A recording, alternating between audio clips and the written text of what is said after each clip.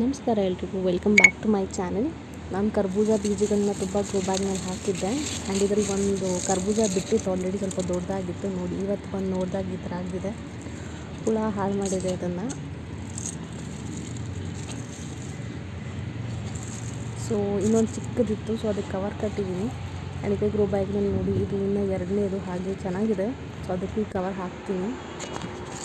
ಇದು ಇನ್ನೊಂದು grow bag ನೋಡಿ.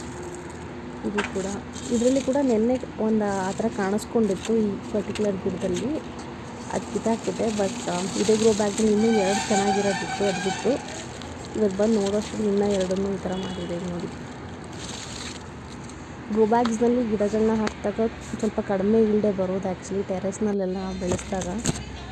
ಬಟ್ ಆ ಬರೋ ಒಂದು ಎರಡು ಕಾಯಿ ಕೂಡ ಈ ಥರ ಆಗುತ್ತೆ, ತುಂಬ ಬೇಜಾರಾಗುತ್ತೆ ನೋಡಿ. ಇಲ್ಲಿ ಇನ್ನೊಂದೆರಡು ಆಗ್ತಾಯಿದೆ ನೋಡಿ. ಇದಕ್ಕೆ ಇವಾಗ cover ಕಟ್ಟಿದ್ದೀನಿ.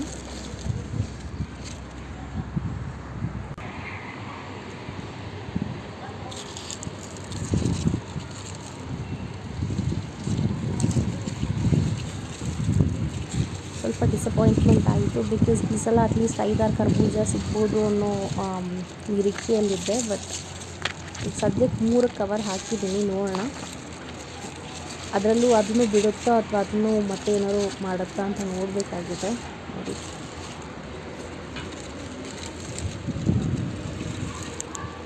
Thank you for watching.